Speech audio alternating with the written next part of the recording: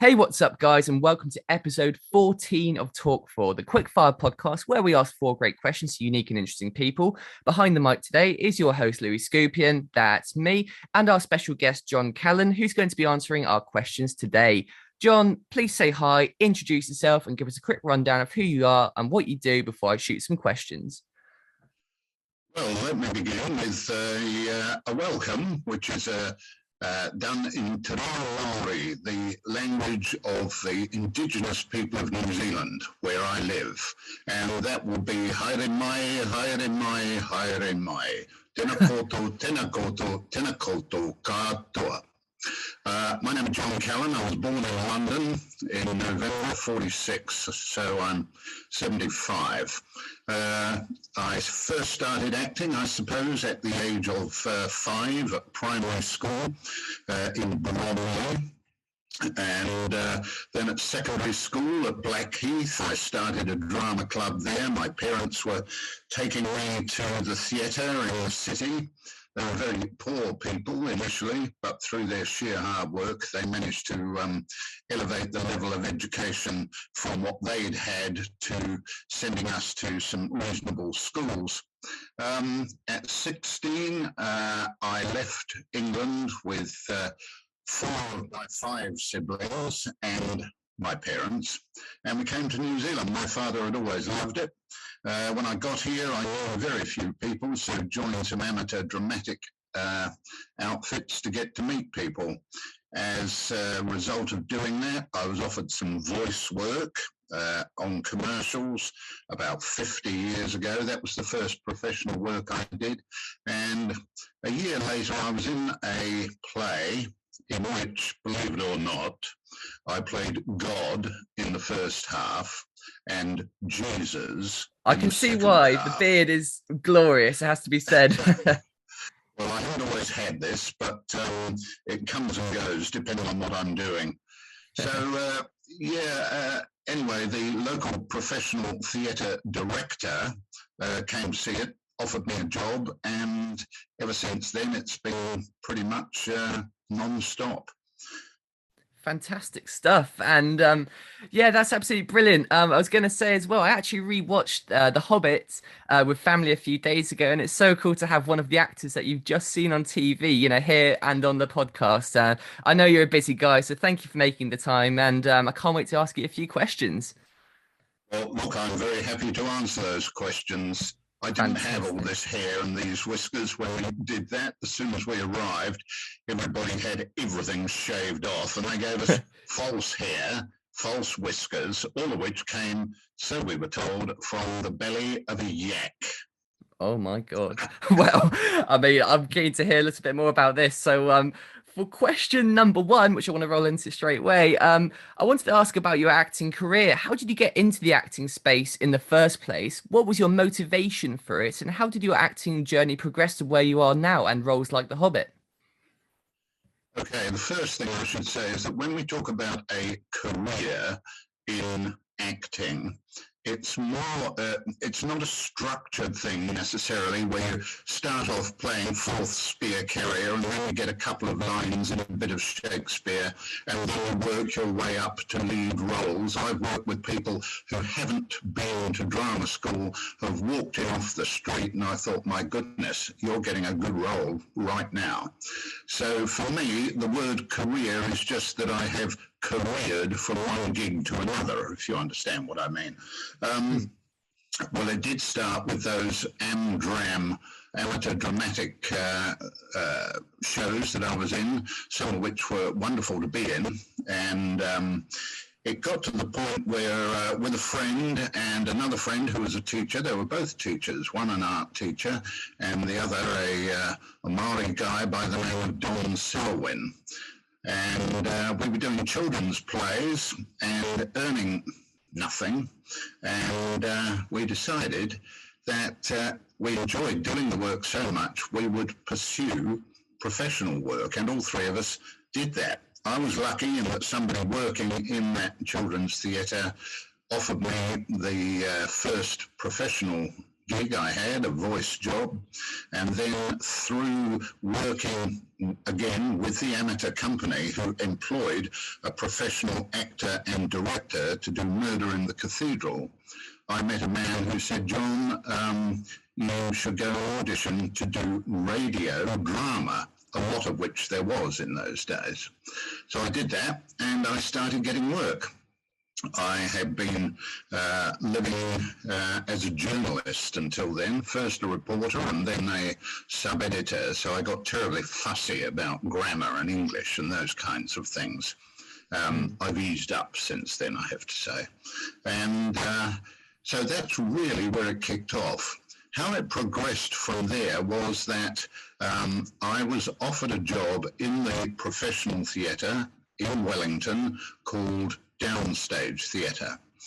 It was really not the first theatre group. There was a travelling group called the New Zealand Players, but it was the first theatre that had a base, which was in a cafe, and then eventually they built their own theatre. So I was doing a lot of work there, and about the same time as I started doing that at Downstage, a second theatre opened in Wellington. I had been going to classes as well, and so all these things built up. I was asked to go and do work at the other theatre as well, which was great. I was doing voice work, doing children's plays, even doing Shakespeare on the radio, and that progressed as well. I got more and more commercial work. These things just built one on top of the other, really. At various times there were television shows, and I would hear about them from friends in the industry and organised some auditions, and then finally got myself an agent, and that made all that organising an awful lot easier. So from there, I guess it was just, you mentioned the Hobbit before. That was certainly the biggest job that I've been on. I don't know if you're going to be able to see this, but I'm wearing a Hobbit jacket at the moment as I do this. I can see that. The Hobbit was extraordinary. I discovered after having been cast in it, and I wasn't cast for the role I got, which was the old deaf dwarf Glóin, that Peter Jackson, the director, pretty much, it may not have been exactly this, but pretty much decided that of those actors he didn't know, he wanted to find out who we were and what we were like to work with, regardless of what we were capable of doing. So that was really reassuring. And what it meant was that pretty much everybody we worked with was worth working with, was a decent person. It's all very well being a very good actor, but if you're a pain in the rear end to work with, well, frankly, I just avoid that kind of thing these days. Just can't be bothered anymore. I haven't got that much time left. I don't want to waste it, you know, polishing somebody else's ego. I've got my own to polish. So totally. Yeah, that was great. And being cast in that was interesting. It meant that I had to live away from home. By the time that was happening, I was living here in Auckland, where I'd been for 30 years. And the job meant I had to basically go up and down the country as often as I could to see my family up here, because we were shooting in Wellington. Fair enough. Well, I mean, it sounds like you've certainly done the rounds, and you know, going on from what you were saying there, I wanted to ask as well, obviously, about The Hobbit a bit too. So for question 2, The Hobbit was obviously a very special trilogy, and when it first came out, what was your initial reaction to watching it for the first time, and what did you think of it? Right, we did, of course, have the history of the Lord of the Rings, and we clearly had the opportunity to read the book again. I was a child when I first read it, and I couldn't remember the character I was playing. So I had another look at the book and realised that the character I was playing gets mentioned about 3 times. So that was encouraging. There are two ways of looking at that. Either, oh, crikey, I've got nothing to go on, or, hang on a minute, I've got carte blanche. So that's the way I took it. I had carte blanche, and when we were going through the process, the actor playing my brother, Glóin, and the actor's name is Peter Hamilton, he and I went through a kind of family backstory. And if you know the books or the films, you will know that Glóin's son is Gimli, and Gimli is quite a character. I noticed that. Yeah. In fact, one day when we were shooting in Bag End, the actor came and walked on set and just threw his arms out wide, raced over to Peter, gave him a big hug, and he just yelled, "Daddy!" It was so gorgeous. Anyway, getting into it was really interesting for a couple of reasons. First of all, there were contract difficulties which were brought about because the studios didn't want any kind of collective bargaining. Interestingly, the American, the British, the Australian actors all went straight in with pretty good deals that you would expect because of SAG and English equity. But for the New Zealanders, no, that didn't quite work. So I won't say things were delayed, but there was a lot of political tension, and there were marches in the streets because we were saying, hang on a minute, we want the same deal as everybody else. Why should we be effectively paid less for doing the same work? And there were marches in the streets about the actors holding the production to ransom, which wasn't quite the case. So that was a bit nerve-wracking. When we actually got into it, we started with what we call boot camp, which went on for, it was supposed to go on for a couple of weeks, I think, just to get us fit up and running and walking correctly, depending on what we were playing, dwarf or elf or some of the nasty things that were in it. And that was extrapolated. It had to get longer and longer because poor old Peter was so ill and he had to go to hospital. Yes, Peter was very ill. He had to go into hospital, so our training camp was extended. I do remember one day being in a huge kind of, it wasn't a stadium, but it was a practice arena for basketball, and it had about 4 basketball courts within it, so it was fairly big. I had to go to the loo one time. I came back out and I saw all these dwarves carrying another dwarf, and I thought, I think I need to go back to the toilet until they've stopped doing that. There's no way I'm going to be picking up grown men and launching them around. You appreciate I was just about to turn 65 when we started shooting. Understandable, for sure. It really was exciting once we got going, getting into our costumes and getting to know one another, meeting actors who, we all had tremendous love and respect for. Meeting Ian McKellen was extraordinary. Meeting the other English actors who came over, that was fantastic. And then, of course, we met some Americans and some of the Australians as well. Fantastic. And everybody seemed to click. I can't think of one person who was what here in New Zealand we might call a major dick. Everybody was great, you know. Sounds like a bit of the folk lingo going on there. Yes, so Kiwi vernacular. I can tell. So for question 3, in all the movies and shows that you've done, what was your favorite moment in all of them in the filming process of it? So was there a particular scene that was your favorite as in any of them? Could be The Hobbit, could be any of the other work you've done. Was there anything that really stood out for you? So your kind of pinnacle moment? In a career spanning, as I said, 50 years, there have been quite a number. When I was still working in Wellington, I won Actor of the Year one year. I won Best Supporting Actor another year. I've had a couple of prizes in short films. Certainly things that stand out would include The Hobbit, just for the sheer size of it, but primarily for the camaraderie of the people who were working on it. As I say, no one person stood out as being difficult, and that was really wonderful. Working with those actors really is a standout period in my career.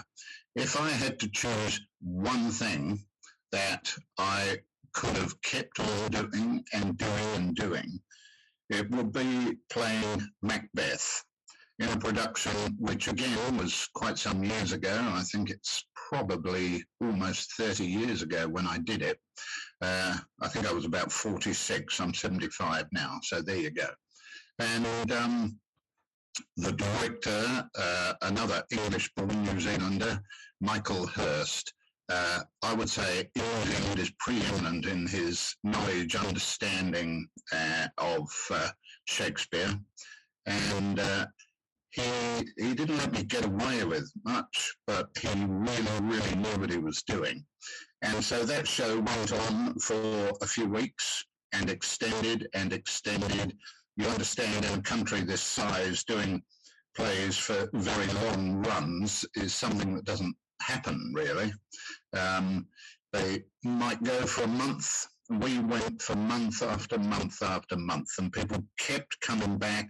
Schools were bringing in their students. It was just extraordinary. And one of the other things that made that exceptional for me was playing Macbeth with an actress playing Lady Macbeth, who was extraordinary. Her name is Donna Reese, and she just worked so well and so brilliantly that we created a relationship between these two, which really is fundamental to the quest for power that they are on. It was just an extraordinary experience, and I loved it, and I still rave about it today. So there we are. I was asked by a journalist when we finished, so now you've been through all that, John, and we've had this very long season, much longer than any other play. How do you feel? And I said to her, you know what? I really feel like I'm only just beginning to get a handle on it. So that's the power of Shakespeare, and that was the power of the production that I was fortunate enough to be playing the eponymous king in. That is brilliant, and that sounds like an amazing memory to have as well. Like you said, it's interesting how you can have these sorts of situations, but then also bring such a great relationship out of it as well, and just sort of create such a great on-screen vibe that you sort of radiate that sort of connection. A bit like almost all the guys had in The Hobbit as well. You can really sense that sort of brotherhood to it, and it really has a great impression, doesn't it, on the viewers? Well, I hope people can recognise that. One of the things that happened, I don't know that too much of it actually got into the films, but Peter Hambleton, the actor playing my brother in the film, he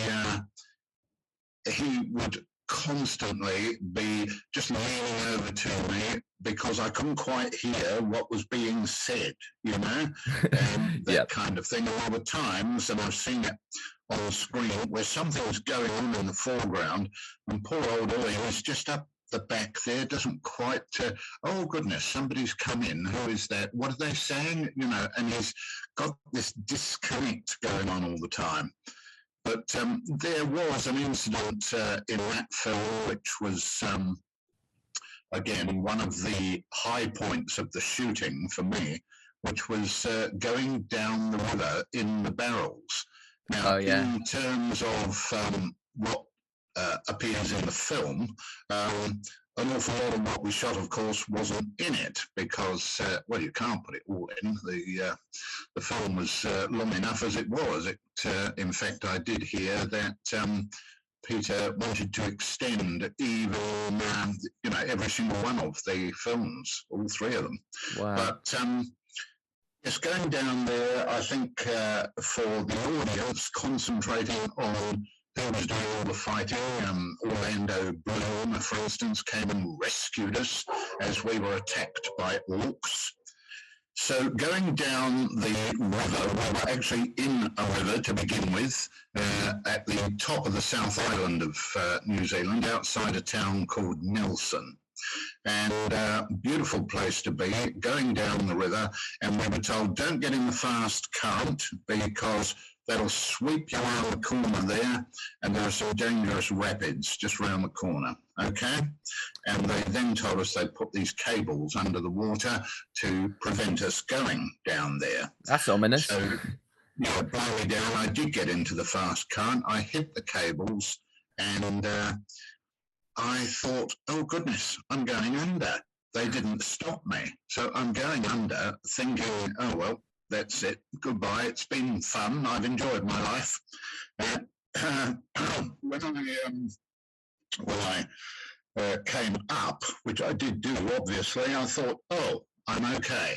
And then I thought, no, I'm not. The rapids round the corner.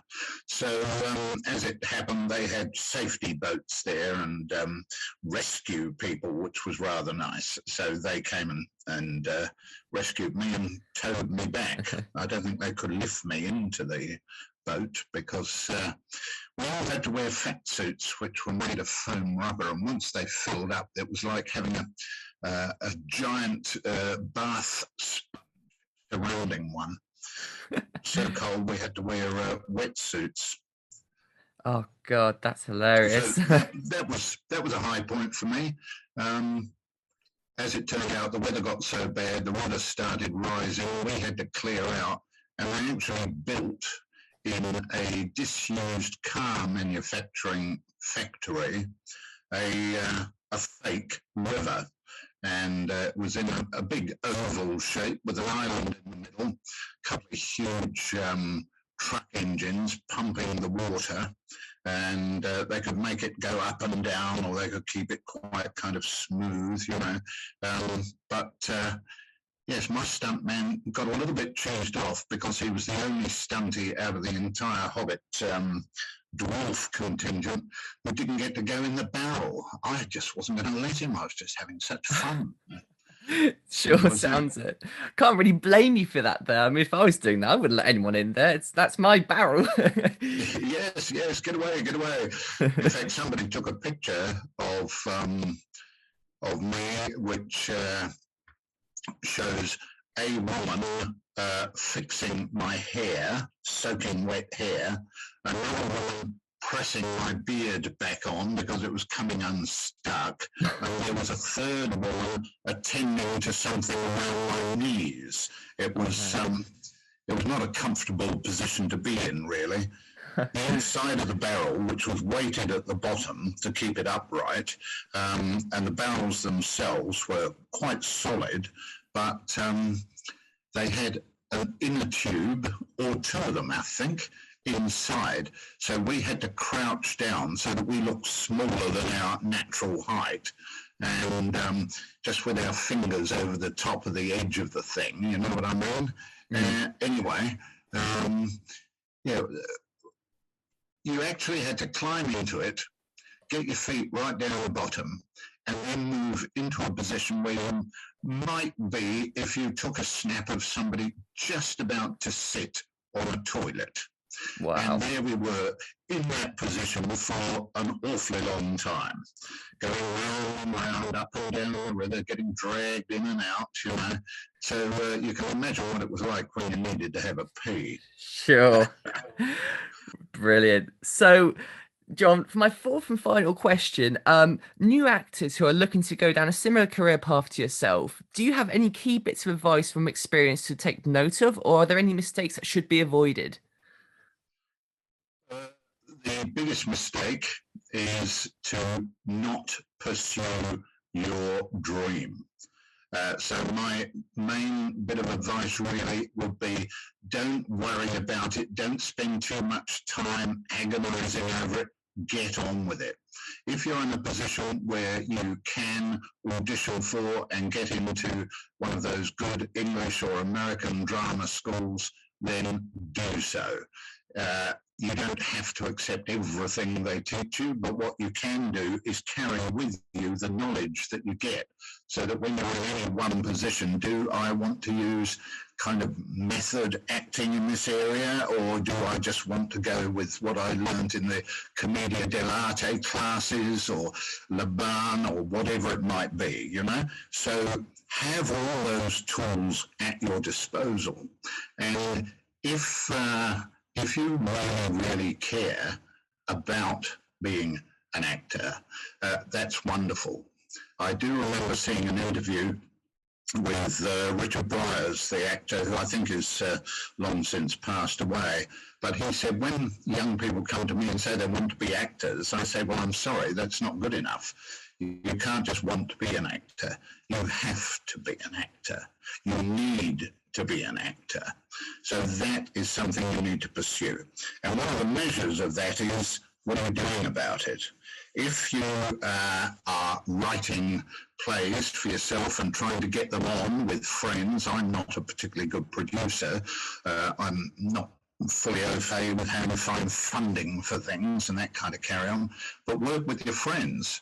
I worked with a camera operator years ago who said he wanted to be a director, and I said, well, you can operate a camera, you can shoot performances, you've been doing it for a few years, you know what they are, so get somebody on side who can write you a short film, talk to one or two of the actors you're working with now, and you use your camera to shoot whatever it is, and suddenly you are a director, and then you can say, oh, here's my short film, have a look at this, and please think of me when you're coming to get crew for your series that's coming up, whatever it is. Same thing with acting. Don't just sit on your bum thinking, oh, I could do that, I could do that, I want to do that. Get off your bum, get a few mates, put on a show. It sounds easy. It's not always easy. But if you go into audition at a drama school and say, yes, I put on my own production of Midsummer Night's Dream with a whole bunch of mates from university, and we put it on in the university halls, and it was completely mad, and we loved it. And I've done this and I've done that, and now I want to work out how I can do this for a living by going to your school and learning the fine points. You're much more likely to get in than somebody turning up, say, gives a job, you know? Brilliant. That's great advice, John. John, thank you so much for joining me today for the Talk4 podcast. It has been a pleasure having you on. And just before you go, is there anything that you're working on or want people to take a look out for? Look, at this stage, I'm taking a little bit of time out, doing some writing.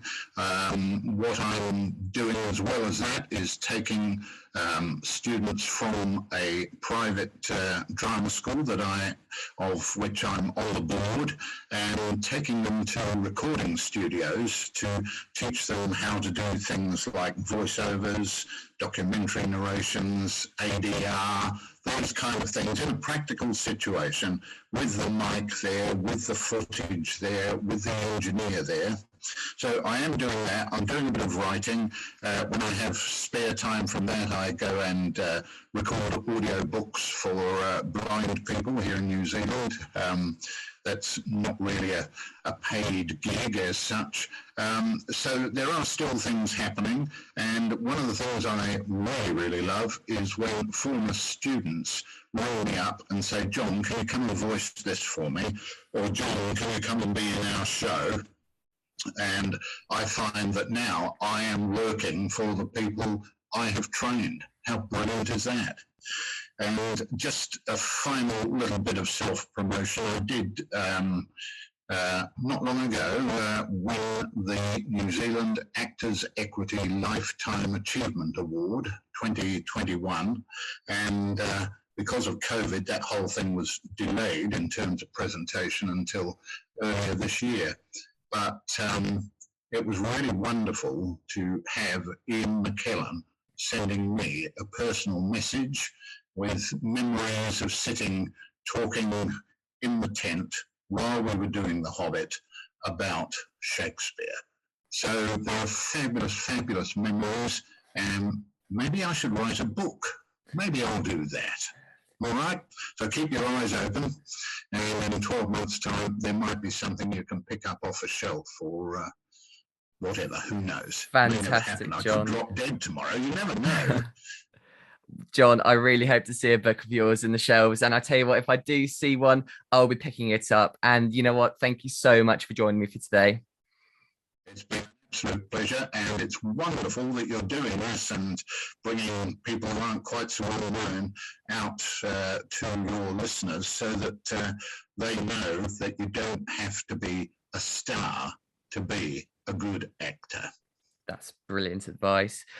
Thank you guys for listening to this episode 14 now of the Talk4 podcast. If you'd like to listen to our past episodes, go and have a look at our channel. And if you'd like to listen into our future ones, make sure to hit that subscribe button and spread some love by leaving a like and comment. Signing off for now.